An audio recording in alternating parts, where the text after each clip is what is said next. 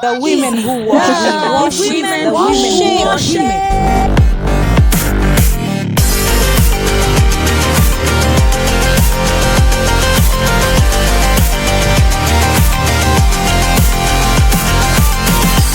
Welcome back. This is the women who wash. I'm going to do. Hi, welcome back. This is the women who worship, episode 3, part 2. And we're talking about part 2 ya how to overcome hizo pressures za dunia maze. Yes, leo tunaenda kufanya Q&A. But before that, no, tell people where were you? Watu walikuwa wameogopa COVID last week. Maze, I was really trying to evade this part, but nishakuja. So guys, sorry about last week. I was not in, a bit caught up. Na si COVID when anasema, by the way, you hata sahi niko hapa. Ashajisema. So sorry, but I'm glad I'm here today. Yeah, so welcome to part 2 of living beyond the pressures to be liked by people. We are going to do this question and answer segment. It's going to be interesting, so stay with us, subscribe. Hey, question 1. Unaona mimi nimechangamka. Leo ni mzuri. Leo nisikaanza kukukalia. Soma number 1. Apology baze. So number 1 says, what can I do if I'm already affected by the desire to please people more than God? Sasa, very practical question. Very. Unajua desires vitu zingine they really push people too far. They're very strong. They are very strong mpaka bana you cannot fight them alone. In your experience. Actually, temptation kubwa kwa flesh ni desires. The desires of the flesh. The desires. So, by the way, it's also good to note that by the reason we were created by God, you as a son of God, of course, is to bring glory to God. If there is anyone you're supposed to please, it should be God for that case. Now, notice anytime you do anything that deviates from really bringing glory to God, it becomes burdensome to you. It begins to become a care to you. Yeah. So, maybe I think when you come up to hapa moja ni it's so heavy to carry on your own. It's a burden you cannot manage on your own. So what do? Just cast it on God. Hey. 1 Peter 5:7. That's a very heavy point. Just cast it on God. Yeah. If you're doing it to please people as the sole reason, it's a burden. Especially and you cannot solve the burden on your own. You cast it to God. Yeah, of course. He cares for you. Hey, madam. Leo ni apology bana ulilala ukifikiria maneno. On to me now, I think. Sasa mimi, when I was preparing for today, it was a moment of reflection. Manze kuji-analyze. And so, on this question, I was asking myself 2 things. Number 1, how do I know I'm a people pleaser? By the jina ngine people pleaser, ni codependency. Codependency or anxious attachments to people or to things. I feel saizi nasikia niko very wise. Bana wisdom yake ime-increase. Lol. Mtoto anaanguka. Beba anaanguka. Kabeb kakaya hapa. Sasa how do you know you're a people pleaser? And number 2, what is the root cause of your desire to please people? So ulianzia diagnosis. Nika should have been a doctor bana. Nakwambia leo it's my day to shine. So number 1, I listed a few things. So you're afraid of rejection. You're preoccupied about what others think or feel so much. You can't say no, or rather you have no limits for example, kama uko kwa a group of people and you have a disagreement, or you're talking about something, then you have a different opinion over what other people think or say. Huwezi to say no, you'll just accept for the sake of keeping and maintaining peace. The peace. Rather una avoid conflicts na watu and all that. You're hungry for people's approval. And it's ile so badly you can't live without people's approval. You're stuck in relationships, mostly abusive relationships. Huwezi toka. Mali tu you're giving more and not receiving, ama wewe una hurt tu lakini unaogopa kutoka because you will be rejected, ama you're scared utakuwa peke yako. Then you of course fear of rejection or abandonment or attachment of things, ama your past. By the way, history ya past hata kama your past was good ama okay, every time when I look back, it should not be looking back for you to get stuck and remain there. You look back with appreciation, and if you were hurt in the past, you look back to learn from those things and those mistakes and all that. Hata kama ni vitu mzuri zilikuwa happening in the past, it's never a good thing to look back. Now back is stuck to those things. To those things, trying to hold on to them. You'll never progress by the way. Utakwanga tu hapo. Then you are neglectful of your needs. Yani wewe kazi yako ni kuchunga tu watu wengine hadi unajisahau. We are not saying ukwe stingy. No. Take care by the of way, yourself. if anything, hata scripture inasema ili upende wase wengine inaanza na wewe kujipenda mwenyewe. Love others as you love yourself. So how are you going to love others if you don't love yourself? Na by the way, hapo kwa people pleasers but hapo kwa approvers. Bwana niko na okay, sijafika extremes. Sijakaa tu kano. Sijafika extremes. Tutakuombea sasa hivi. Acha hata nisip maji hapa.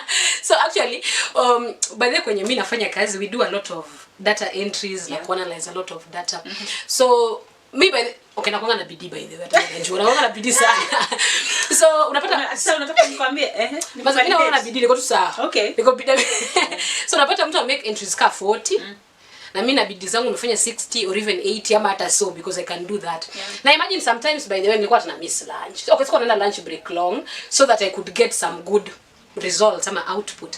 But you see eventually when we're giving our feedback ama report, whoever has done 40, whoever has done 80, there's no difference. The difference is the same. Hakuna kitu. So by the deep down nili struggle na hiyo issue like hey bana for how long? Bana nilichukua bana time.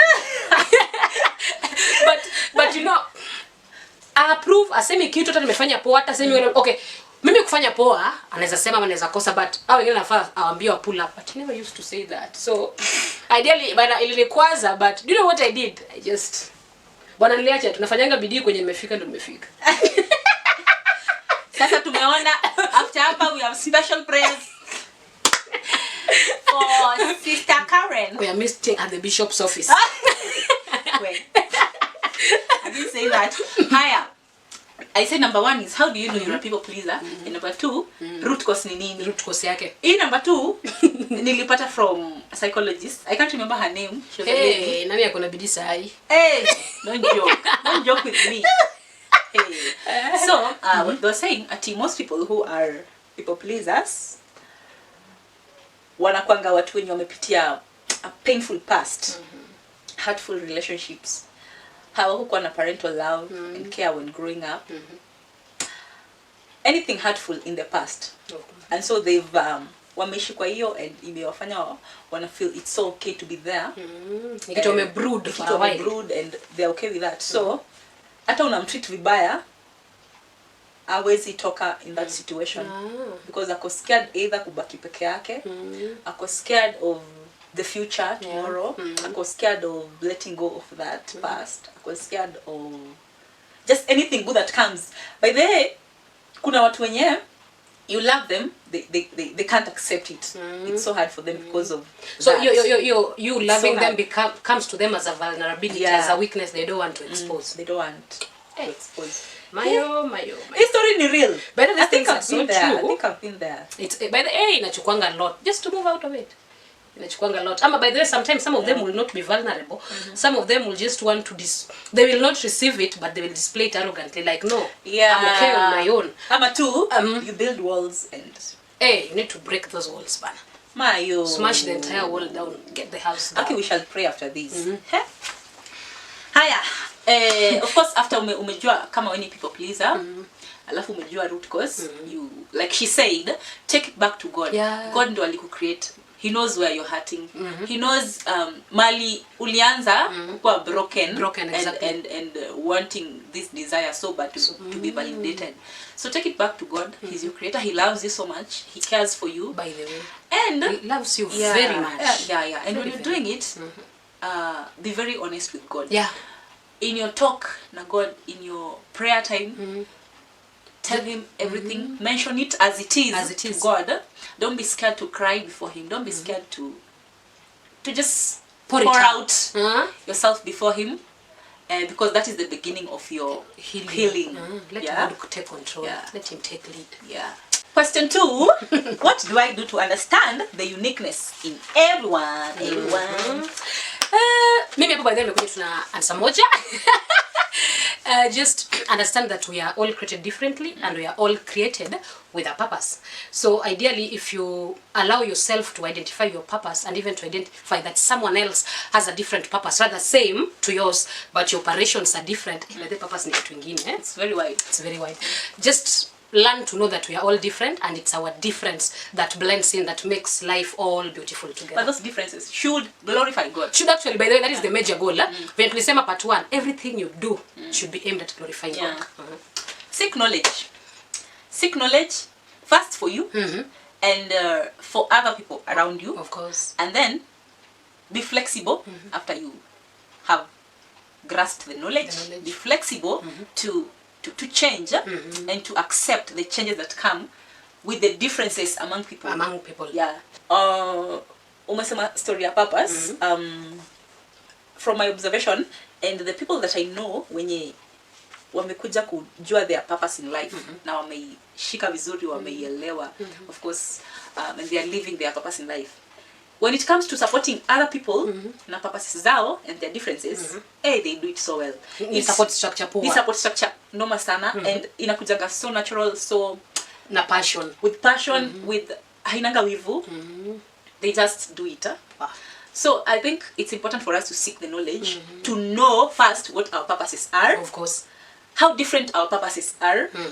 With this knowledge, you'll be able to understand how different watu wengine karibu na wewe wako. Exactly. Yeah, and then of course sisi wote tutawaka pamoja. Tutakuwa kitu moja kubwa. We are building on one foundation, which is Christ Jesus. Which is Christ. Question 3. It says, how can I reach a healthy balance between what I do to pull people to God? Again, how can I reach a healthy balance between what I do to pull people to God?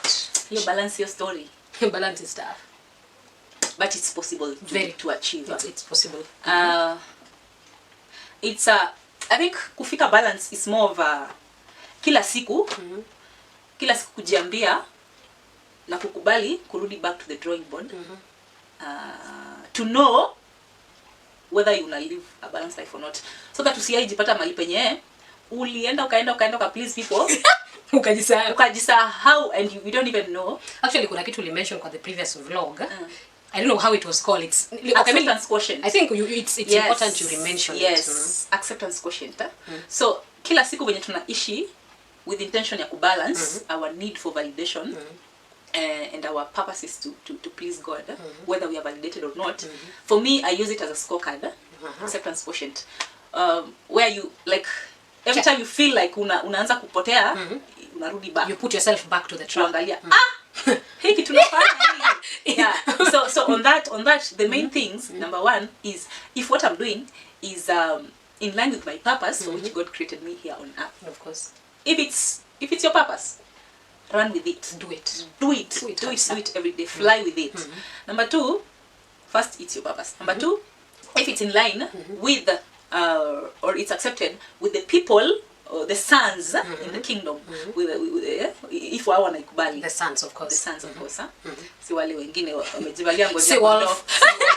Thank you. That is the word. Yeah. So if it's acceptable among the sons in the kingdom, do it. Just do it. And number 3, of course, if it's in your purpose, God will create. If it's acceptable, now the sons of God.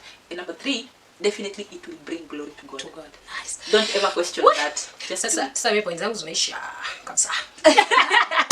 Points zangu, but looks like leo I have a lot of summarying to do. So of course, what I came up with the basically summary of what you have said is that just ensure, number 1 thing, do not struggle with anything. Yeah. Number 2, just live within the confines of your purpose. And number 3, replace that desire to please men with the desire to ultimately just give God glory. Somebody girl.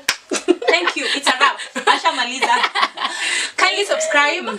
Yeah. And please share with your friends. Yes. But if the entire world could just watch this video, see approval, but it's good. We would want this content to just reach out to as many people. Thank you so much. God bless you. Until next time. Bye. Bonyeza subscribe.